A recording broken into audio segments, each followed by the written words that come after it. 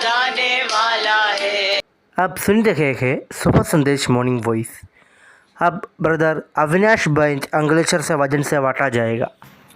प्रभु के नाम की महिमा हो। शुभ संदेश के सुनने वाले सभी भाई बहनों को जय मसीह की।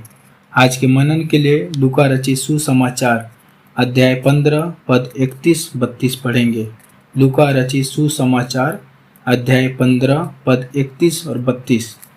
यहाँ इस प्रकार लिखा है, पिता ने अपने पुत्र से कहा, पुत्र तू सर्वदा मेरे साथ है और जो मेरा है वह सब तेरा ही है, परंतु अब आनंद करना और मगन होना चाहिए, क्योंकि यह तेरा भाई मर गया था फिर जी गया है, खो गया था अब मिल गया है। प्रभु के नाम की महिमा हो। आज का यह वचन विश्वासी हो या अविश्वासी दोनों के लिए है। यह एक दृष्टांत है जिसमें प्रभु यीशु मसीह यह समझाना चाहते हैं कि कोई भी मनुष्य यदि अपने परमेश्वर पिता से दूर हो जाता है और पाप और भोग विलास में पड़ जाता है तो वह जीते जी मर जाता है। चाहे वह स्त्री हो या पुरुष, अगर परमेश्वर से अलग है और पाप में जीवन जी रहा है तो वह मरे हुए के समान है। मैं आपके लिए पवित्र शास्त्र से कुछ वचन पढ़ना चाहता हूँ। पहला तीमुथियुस की पत्री अध्याय 5 पद 6 में लिखा है, जो भोग विलास में पड़ गया वह जीते जी मर गया।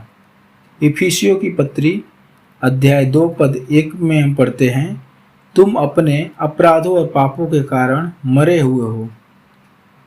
प्रिय भाई बहनों, यहाँ पर हम देखते हैं परमेश्वर का वचन कहता है, जो भोग विलास में पड़ जाता है वह जीते जी मर जाता है। और पढ़ते हैं, तुम अपने अपराधों और पापों के कारण मरे हुए हो। लेकिन प्रिय भाई बहनों, परमेश्वर का वचन यह कहता है कि अभी भी आपको मन फिराने का एक अवसर है। प्रिय भाई बहनों, जो विश्वास में आकर और पिता की संगति से में रहकर और कुछ समय के बाद और अपने पाप के कारण दूर हो जाते हैं, उनके लिए परमेश्वर का वचन कहता है कि अभी भी एक अवसर है आपके पास। यह समझाने के लिए प्रभु यीशु मसीह यह दृष्टांत कहते हैं कि इसी मनुष्य के 2 बेटे थे। दोनों में से छोटे बेटे ने पिता की संपत्ति में से अपना हिस्सा मांगकर अपने पिता से दूर देश जाकर गंदे कामों में सारा धन खर्च कर देता है और उसकी परिस्थिति यहाँ तक खराब हो जाती है कि उसको सूअरों का खाना खाना पड़ता है।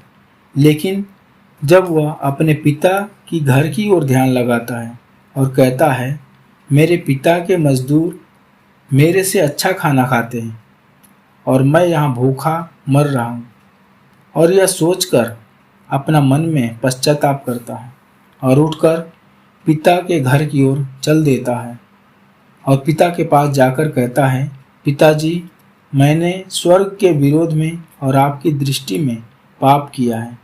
मैं आपका बेटा कहलाने के योग्य नहीं हूँ।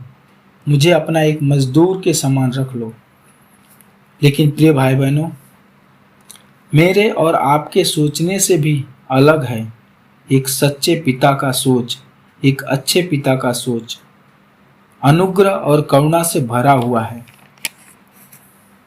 लूका रचित सुसमाचार अध्याय 15 पद 20 में हम देख सकते हैं, यहाँ लिखा है कि वह अभी दूर ही था तो उसके पिता ने उसे देखकर तरस खाया और दौड़कर उसे गले लगाया और बहुत चूमा।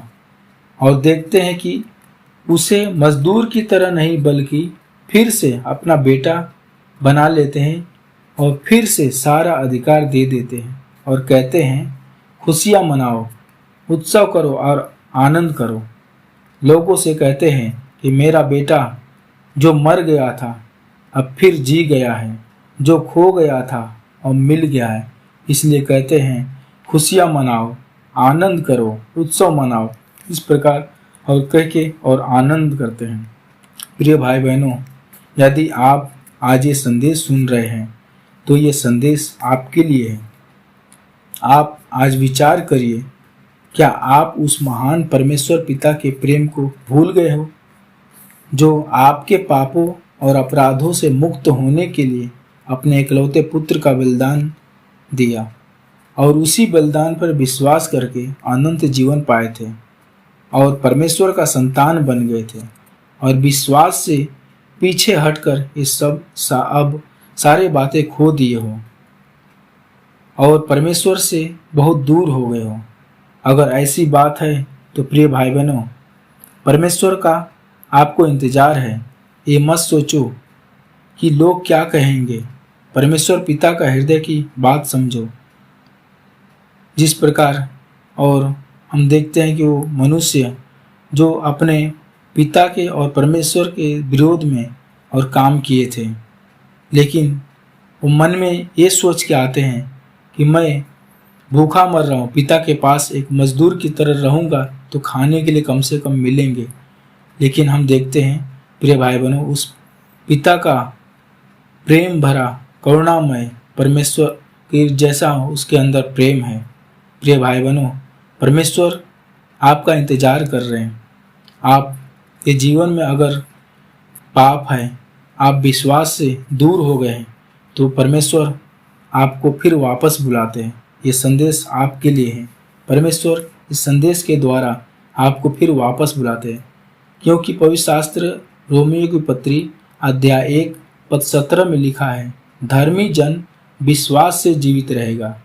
लेकिन धर्मी मनुष्य विश्वास से पीछे हट जाए और पाप में जीवन बिताए तो वह मरे हुए की परिस्थिति में जा रहा है। इसलिए प्रिय भाई बहनों, विश्वास में बने रहो और जीवित रहो। विश्वास में मन फिराकर लौट आओ। जय मसीह की।